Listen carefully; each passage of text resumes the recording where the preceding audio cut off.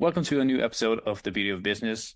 Today's guest is an agency owner who specializes in e-commerce marketing and scaling. Welcome to the podcast, Gard. I do. How did you get started in business? Oh man, I think it was just a lot of researching. A lot of researching. Wanted freedom. Wanted to make money online. It was kind of like that. So I did the typical how to make money online. Go on YouTube, search, right? And yeah, I was just figuring out basically what fit the best for me.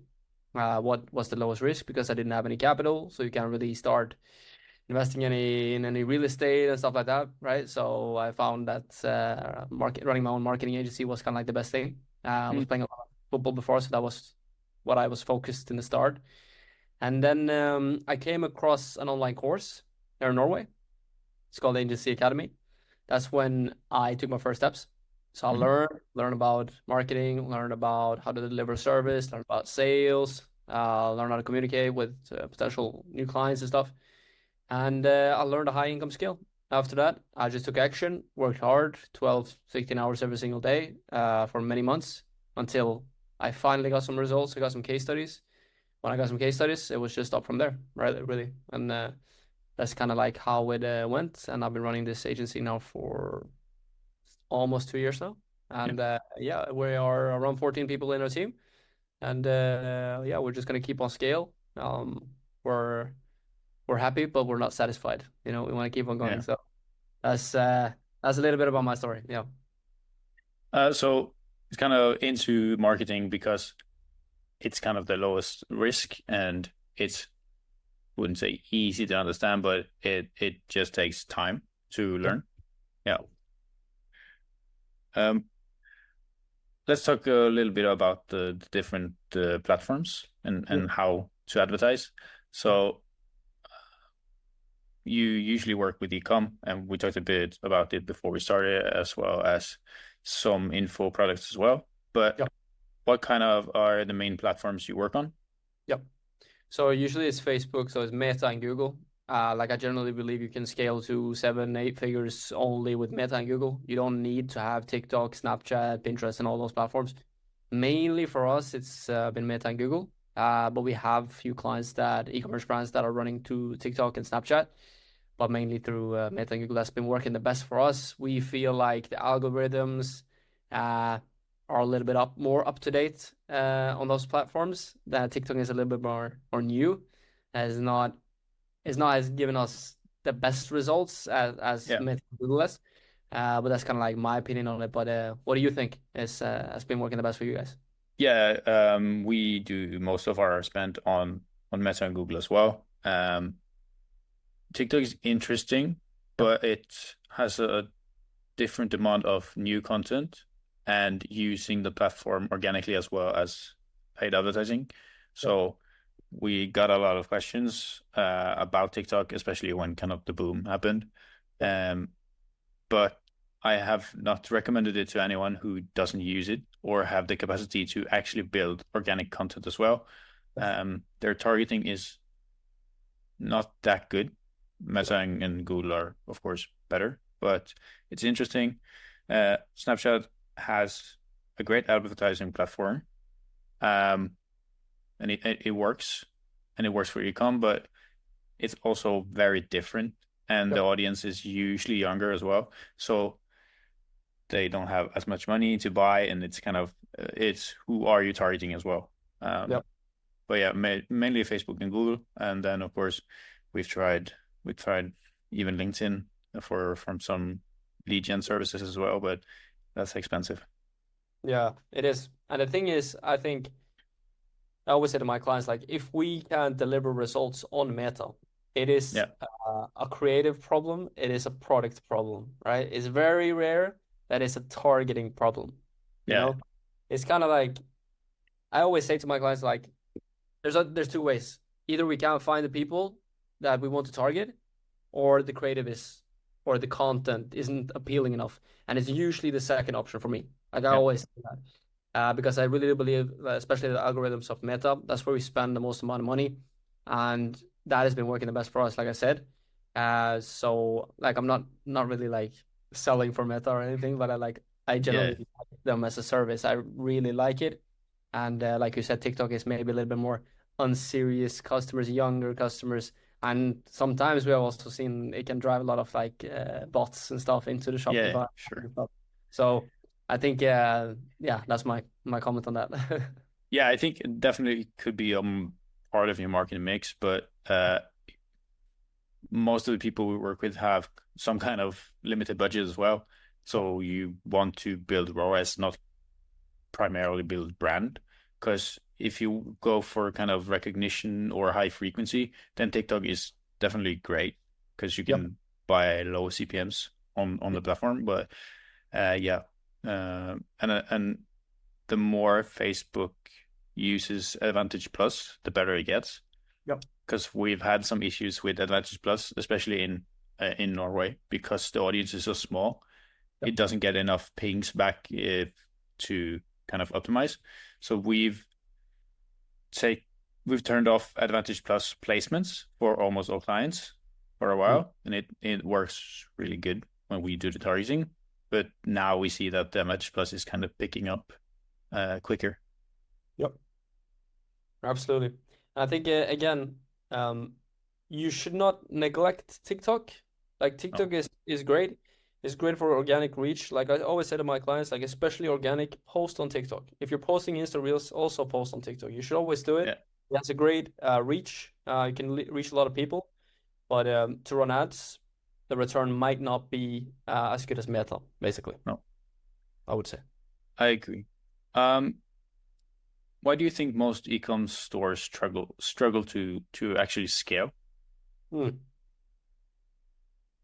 Well, of course, the product is the most important. Like you can have the best marketing ever, you could have the best influencers, you could have the best viral content ever. The product is really, really important. Like the product has to be in high demand. Like okay, like if you really want to scale, like if we're talking like 10 million a year, dollars that is, you have to be in high demand and you have to be like the best product, right? Yep. It has to be those things. You have to have those two. If you're not in a high demand, if you can't solve a big problem that a lot of people are having, like it's gonna be very hard to scale to these numbers. But of course, if you look at big influencers, if you look at Kylie Jenner, for example, um, and no offense to Kylie Jenner, but like she obviously has a great audience, right? Yeah. So whatever she says, whatever makeup she puts on, she's gonna sell. So obviously both aspects are really, really important. Um, but it's always that question, right? What is the most important, product or marketing? What do you think? Yeah, as for kind of the demand side of things, you can definitely create demand. Yeah, But for long-term brand building, for long-term product building, then nothing is more important than the actual product. Because if I buy this pen, for example, and if you create demand for this pen, it's great because they sell a lot. Um, but in 2 years' time, the demand has slowed down. So I won't buy this pen again if the product isn't good. So for longevity, definitely the product comes first. If you kind of jump on a bandwagon or a hype or something, then you can definitely kind of outperform other brands in marketing, but it's not sustainable long term. agree. I think very cool what you say there about creating high demand. I think that's a very, very difficult skill. Like Yeah, that's if you look at I watched this. I actually watched this podcast. They were talking about creating high demand, as in Prime and the energy drink. yeah, Like there is like a big demand of energy drinks, right? But it's about creating that demand, and I think that's done very purposely with really good marketing, with the right influencers, with the right people, right system, strategy, everything. So I think that's really, really important. But yeah, like you said, creating high demand, that is something that we all strive for, I think. yeah, and it's definitely hard, especially if you're a smaller business, Yeah. or kind of a new, especially with new products as well. Like we don't know anything. Yeah. Um, and if you just come out of the gate saying this is a limited product, then that Yeah. doesn't kind of create demand because there is no demand for the product. Yeah. Um, so it's an interesting kind of question. What should come first? But I think for longevity, definitely the product needs to be good. Always, always. Yeah, I always said that. Like long term, you will always win if you ever a better product, better service. A little interesting when you talked about they're jumping on a bandwagon, jumping on a trend, right? Um, I think if you're jumping on a new trend or a new service, new thing that is kind of like up and coming, Yeah. you can look at the market, look at all the other agencies or all the other brands, and have like you're a little bit better than them. Like eventually, people's gonna come to you. Like Yeah. it might take a little bit of time, but people gonna eventually come to you if they see that you have a much better service than the rest of the market, essentially. So if you can look at a market, like look at all the pain points, look at the problems, look at what they're lacking, and you can like give something that the other people aren't giving, you're gonna scale. So Yeah. I think that's really important as well. Yeah. Um, in terms of which type of clients you work with, e-com is it's huge. It's a huge industry. And there are, of course, sub niches. Do you have any specialty or do you work with any special type of clients? Yeah, so hair care, skin care, and fashion, that's the three biggest ones for us. Um, and that is what I like. I think we are the best of that because us as an agency likes that. Yeah. For the first thing is like hair care, a lot of your content you can play a lot on problems. Yeah. Uh, Marketing that plays a lot on problems is gonna sell if the product is really good. Yeah. And same thing with skincare. Like if you can solve a big pain point that the customer is having, that majority of customers are having, you can make and tailor so much content with different concepts, variations. You can play on so many different problems. But what I think a lot of these skincare brands and hair care brands do wrong is that their product solves every problem ever, right? Yeah. Like this skincare product here solves this problem and this problem and this problem. But you should be more specific in each creative. If you're talking about like one specific problem in one ad, one creative, you're going to help that specific person. But if you try to help everyone, you will end up helping no one, right? Yeah. So that's why I think it's important. And the last one is fashion. I generally just like fashion, and I think it's more about creating that FOMO, fear of missing out. Kind of like what's the new trend? If you can Yeah.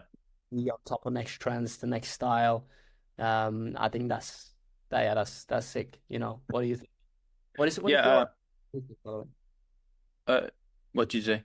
What is your like biggest e-com niches? Biggest Uh, we kind of haven't niched down a lot because my background is in luxury products and watches. So that's kind of my expertise, and I think it's very interesting. It's also a very, very difficult yeah, uh, business to be in because there is so much money in the business. If you start out, you usually don't have a very good product in terms of the rest of the market. Um, so I really like working with kind of luxury products as well, but it's kind of difficult. So we've worked with different e-com stores, different lead generation businesses, a lot of different stuff. So now we're kind of splitting into we have one lead gen package service, and then we have two offers for e-com as well. But there are some areas we don't want to touch. yeah, In terms of your clients, especially in skincare, hair care, Meta especially, and Google as well, kind of made it harder for us to use before and after, which yeah, is yeah. usually what we do in those kind of businesses. How do you deal with Facebook and Google making it harder? Yeah, great question. So I think again, if you have like before and after images, I Yeah, guess yeah, that's gonna probably get banned. yeah, But if you have UGC videos, for example, I think it's like for us, it hasn't gotten banned if you use it like yeah, what can I say in a careful way, let's say. If you can play a little bit about like this was me before the product, like talking about the experience, talking about the problem you had, and then you discover the product, and now your results look like this, and the yeah, video is 30 seconds long. yeah. I haven't had any problem with that. So you can play on this before and after results. Yeah, I have no problem with that. But yeah, No, I just we've tried again and again, just testing. different ad creatives. Some of them actually go through. I don't know why. And then some of them almost get an angry email from Facebook saying, "Oh Yeah. no, no." So yeah, Yeah. it's interesting, and I kind of understand where they're coming from because people have made insane claims in the past and unreasonable claims as well. But also, it kind of shows the product. It's kind of hard to balance it though because it shows what the product can do, but then you rely on the advertiser or the brand to actually tell, be honest, and most people aren't, I guess. Then again, like claims, guarantees, like all these things, I think this varies from country to country as well.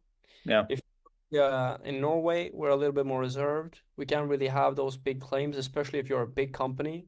Then you can get big lawsuits if you're doing things wrong, actually. But if you are in America, like they have much bigger claims, much bigger guarantees, and you can advertise many more products, yeah, which you cannot do in Norway. yeah. We got an email through one of our clients, so Yeah. we did a versus ad, this product and a Yeah. competitor or a similar product, uh, and we blurted out, but not kind of not enough. People, Uh, people, people got where the product came from, in a way, right? yeah, you know what product it is. So um, we also did that on purpose because the product is better. It's better for you as well. Um, but we got an email from this was in pharmacy. Yeah. So this is a lot of money on the line. Yeah. Um, so the company that owns the other product emailed us and said this is not allowed. And also, this is an international corporation with huge pharmaceutical brands. So it's like, yeah, we don't have a lot to kind of say on this matter because if they want to take us to court over one ad, then we're screwed. So it's kind of like we lost. Yeah, you should be very careful with big companies like that. Yeah. That's all I gotta say. Yeah. But it's also very funny because kind of the total revenue of that brand Yeah. is like it's not big at all. So it's what they use on advertising one day is probably what they make in a month. So Yeah. yeah. In terms of your agency and agencies in general, we've seen a lot of agencies coming to the market over the last years. Why do you think most agencies fail or fail to scale at least? So the first thing is sales. Like you need to understand sales and you need to handle a lot of no's, right? You need to handle a lot of no's because you don't, in the start, you don't have case studies, you don't have results, you don't have social proof. So why should people trust you? It makes sense. Like Yeah, if somebody comes to sell a service to me, the first thing I'm asking, what have you done before? What are your results? Right? That's the first thing I'm asking, right? Because I can pay a lot of money if they have really good results and social proof. Because then I know they can deliver that exact service. But if they don't have it, that's the problem, right? That's the first problem. So you need to get through a lot of no's. That's the first thing. But of course, when you get that yes, and you actually manage to generate good results, right? You manage to get a good case, like get a good few case studies and stuff like that. Now it's about starting to hiring, and you need to hire the exact opposite of yourself. If you're really good at sales, you need a really good marketing guy. If you're really yeah, good at marketing, you need a really good sales guy. And now you need to build two separate sides, so the service and fulfillment side and the sales side. And you need to keep on building both at the same time and not run a little bit over here on the sales and then run over there with the service. That's what a lot of agencies that have some social proof but can't really scale. So what they do, they close 5 clients and then they deliver, just focus on delivering those results for these clients, yeah, which you obviously should, but you should never stop doing sales, outreach, start running paid ads for yourself and all these things. You should always have new potential, new meetings every single time, every single month, every single day is what you should do. So you can scale both and hire, yeah, on both sides. If yeah. that makes you agree? Yeah, I told you we recorded a podcast before this, so when this comes out, the other podcast has been up for a week. We talked about the same thing, kind of when to hire and who to hire as well. It's really hard because the step from kind of doing everything yourself to then get someone in, both the financial aspect, but also kind of letting go of control is really hard. But yeah, we've been in this situation many times. It's kind of just as you said, we closed 5 new clients, the revenue goes up, and then you focus on just delivering, and then you churn. Like some of the clients will leave you, even if you have good results, they can, this is too expensive, or we didn't get the results we wanted. And then 3 months later, you have to do the same thing again. So it's kind of just up and down, up and down. Yes. And going from that to actually getting consistent and then scaling it's hard. And finding the right people, of course, it's hard as well. Yeah, that is actually for me, like I can just give you a quick background story on that. It took me over 100 meetings to find my CMO. Yeah. 100 meetings, right? When I first started my agency, I hired the first guy I talked with, right? And that guy, I like him, like I really do. But the thing is, it just didn't fit in the long run, right? So again, if you're having a lot of sales calls to close clients, like imagine how many meetings you have to be to close a lot of clients. It's the kind of the same on hiring. Like you're not just gonna, you might not. It's the same for women. If you're gonna get your first girlfriend, right? It's really hard to maybe hit that perfect girl that first time. Like if you are doing that, perfect. That's great for you. But it is difficult, I think. But at the same time, it's the same thing with hiring. You know, you need to do a lot of, you need to hire a lot to understand what's a bad hire and what's not a good hire, or yeah, what's a good hire essentially. And like you were saying, if you're gonna scale, more what can I say? What's the word? Scale with clear like system, clear paths. So a lot of agencies they go from $10K per month and then they go to 5 and then 10 and then 5. That happens because they're running to each side, like I was talking about. Get 5 clients, do service, or get sales. They're just forgotten sales.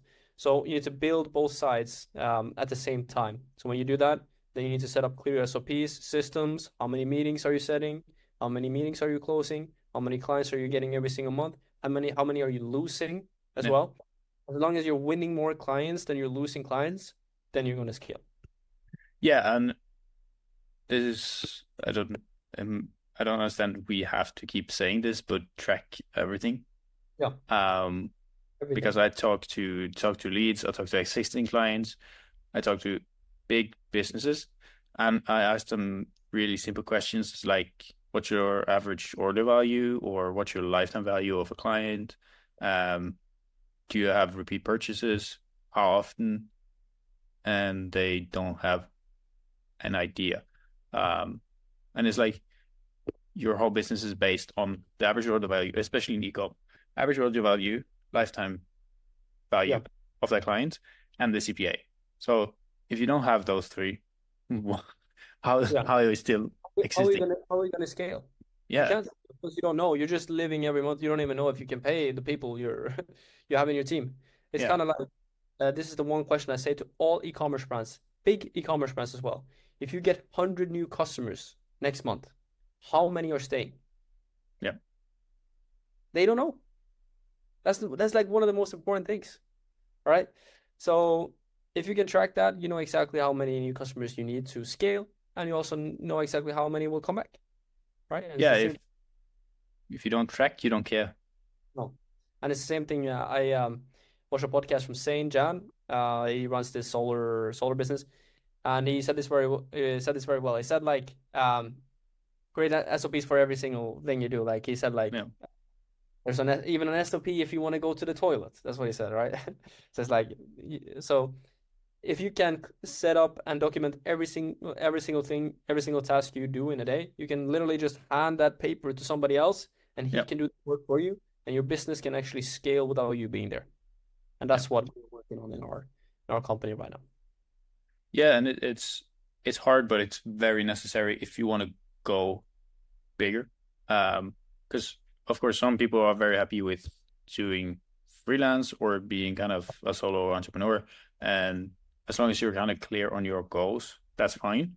But talking from experience, even if you're just doing things on your own, you should definitely get better systems, better SOPs, because it takes a lot of energy to kind of if you're onboarding 4 clients a month and you have to do things manually, no. It's not working. No. Of course, like you said, this is different people. Someone want to scale to 200 employees and have a 100 million a year company. Yeah. Someone just want to stay and chill in Bali and set up a few Facebook ads, and that's completely fine. Like if Yeah. they want to, they can do that. Building on that, what is the goal with your business? Yeah. Yeah, so we want to become a $10 million a year company. That's our goal. Obviously, we are scaling and scaling and scaling. But one day we want to be there. Right now, it's just about becoming the most reliable, best, and eventually one of the biggest e-com growth partner agencies in Europe. That's our goal. So yeah, like short explained, I would say. Yeah. But In terms of the deal, you mentioned growth partner. yeah. Do you do kind of recurring deals? Do you do those growth partner deals? If you do them, kind of explain how that works. Yes, exactly. So it really depends on the client. Yeah. Again, like all clients have different pricing, different profit shares. Like some has profit shares, some has a fixed fee. It really depends on the client, right? But most of our clients have a monthly fixed fee plus a percentage, so a percentage of the increase in the sales we help them with. So the Yeah. monthly kind of like goes for our expenses and our team, and the percentage is what we help them increase their sales by, and that's kind of like of our, what can I say? Yeah, our motivation comes from, right? We Yeah. want to scale the e-commerce brands, and it has to make sense for the clients that we work with. That is a win-win situation for both of us. Yeah. Yeah, and we've struggled a bit with this over the years because in the beginning you usually just want retainer deals because it's reliable, you get paid every single month, and it's it's easy to land deals, or at least it was in the beginning, to get those deals. But as you grow and as you work more and more with ads or scaling the business, you need some sort of incentive to actually keep this interesting, because what usually happens is you sign the deal on retainer, the motivation and inspiration is high, and then you work a little bit and then it dips, and then performance dips as well, and then you churn. So we also do more revenue share deals now for us to kind of stay engaged. It's hard to keep up that inspiration when kind of it just goes and goes and goes. Yep. Revenue share is the way to go. And Yeah. for us as well as a company, we are looking to invest in e-commerce brands as well. So if you have an interesting e-commerce brand, you need to send me a message so we can have a meeting on that. Because the thing is, if we want to scale really, really big, I think it's about investing in companies and taking a profit share and Yeah. becoming an owner maybe in these companies. I think will, give us a lot of leverage to keep on scale. Awesome. Yeah. Let's share some secrets. What are your best marketing tips, tricks, and hacks? Oh, best marketing tip. I mean, for me, like I am very simple. Yeah. Understand the pain points of the customer. Like understand the pain points of the customer and give them the solution that they want. And if they can get the solution fast and reliable, they're going to buy, right? Yeah. It's all about if you can guarantee them reaching this dream outcome in a specific time frame, and they can even buy it after they gotten the results, that's a Yeah. pretty good product slash service, right? Like if somebody told me, hey Gard, next month you're gonna be scaling to $1 million per year, $1 million per month, let's say, right? But you will reach the goal within next month. If not, you don't pay, or you Yeah. don't pay until you're there. I'm gonna sit there and say, of course, please tell me. So that's my marketing tip or offer tip. I don't know. Yeah, Yeah. something like that. I What see. about I you? see. You have something tip for the people? Yeah. depends on what you're trying to market. Um, but my most kind of boring but useful tip is consistency. Yeah. Because I don't know why, but bigger brands, bigger businesses have this kind of cycle of marketing, Yeah. which makes sense if you have a large product offering or you kind of are very seasonal products. Um, but you sit in meetings with them and they're trying to figure out when to market, what to market is, and the budgets as well. But they do, we're going to do this amount of budget for these products in this window of time. And then there are no ads or no marketing at all for a period of time again. And then they cycle. Yeah. Um, I understand what they're trying to do, but for a period of time you're not marketing, no one thinks about you. So consistency is definitely one of the best tips I have. Um, Others would be kind of more specific to either your demographic or your product slash service. Yeah. Yeah.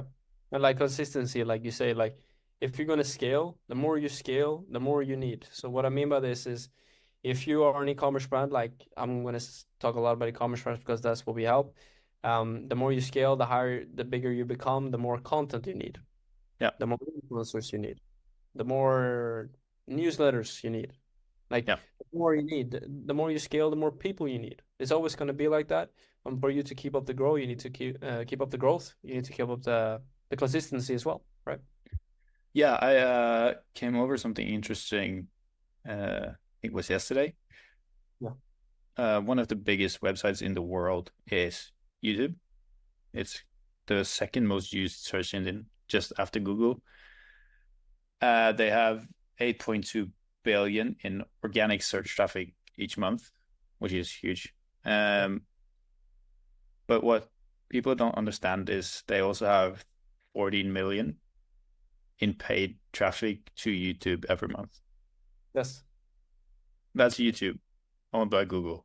Still advertise to bring people to the platform. Yes. If Google needs to advertise, you need to advertise. Yeah, exactly. Yeah. So again, the thing is like we do not advertise that much on YouTube, but Yeah. we know not like especially like course creators as well, like Yeah. on YouTube. And I know that course creators are generating maybe a little bit off topic here, but they are generating a lot of money, especially for like info products that are doing really well on Google, like just into YouTube. Sorry. Yeah, it's an interesting place to advertise. Of course, your product and your content for the ads, of course, needs to fit into YouTube, and also the placement on YouTube is essential. But yeah, the platform is really interesting. And I think there is an edge there for a lot of brands Yeah. because so many people don't think about YouTube as an advertising platform. Yeah, exactly. Just need to find my questions again. Okay. In terms of you, just a little bit back to you before we kind of Okay. round it off. You're not that old. No, Um, how old are you right now? 23. And you, as far as I can see, don't have any uh, expertise or earlier work Yeah. before you started your agency. So did you just start right after school, or what happened?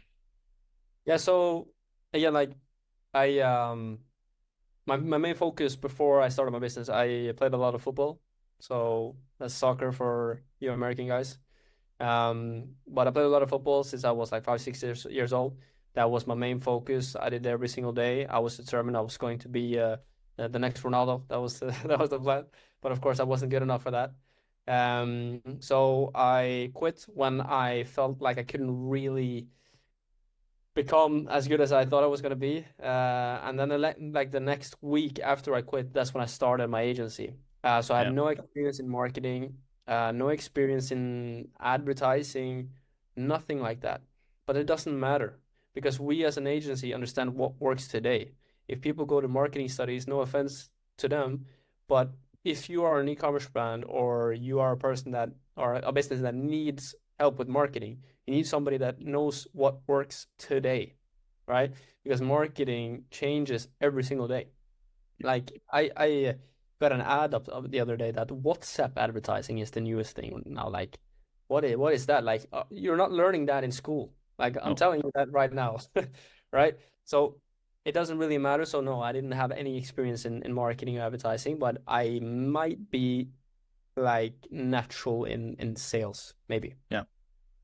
It's also interesting to see kind of pre earlier athletes going into business as well, um, because many of my friends who's kind of been into sports and athletes and kind of almost made it, still have that work ethic and are used to kind of being beat down or rejection as well, and just taking the same competitive edge into business, which is something you can do many more hours a day than you can do workouts or training. So it's I think it gives you something else. Yes, like rejection, failing is a part of growth, right? Yeah. When I was 15, when I used to play on the first team in the second division in Norway, I got yelled at, I got kicked at, like I got hard beat, like I got lessons that I needed to learn, right? Yeah. I learned them at a very young age that I needed to be disciplined, I needed to eat right, I needed to sleep.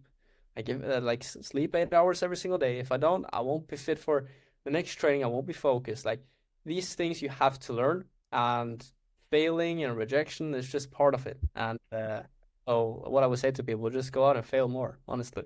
Do not get I comfortable. agree. Yeah. Never. Okay, so the last question is the same for every guest, and it's what is the beauty of business to you? In terms of what? That's very broad Yeah. question. What is beauty of business? Yeah, what's the beauty of business? What is the beauty of doing business to you? For me, the beauty of business is learning new things all the time. There's a new level, there's a new step, there's new things to learn. When you start your own company, you need to learn accounting. You need to learn the taxes. You need to understand these rules, right? And then you start to scale up. Now you need to learn how to hire. You need to learn sales. You need to learn marketing. You need to learn creating systems. Like there's the beauty of business basically tells me that it's new things to learn every single day. And my day, like every time I wake up, there's new things, new problems, new challenges every single day. And I love it, honestly. Yeah. Because you learn every single day. There's not this typical same day every single day. And that's what I like about it. And that's the beauty of business for me. Awesome. Awesome. I love it. Um, where can people find you, your business, and who should contact you? Yeah, exactly. So you can contact me through Instagram at Gard Rogne, so that's GARDROGNE. And then you can also go into our website, which is sumendit.com. And I'm also on LinkedIn, on all platforms, TikTok. Yeah, so you can find me on those platforms. Yeah. Awesome. All of the links will be in show notes on podcast apps and in the bio on YouTube. So they will find you easy. Perfect. Thank you for sharing today. It was awesome. Thank you. Thank you so much.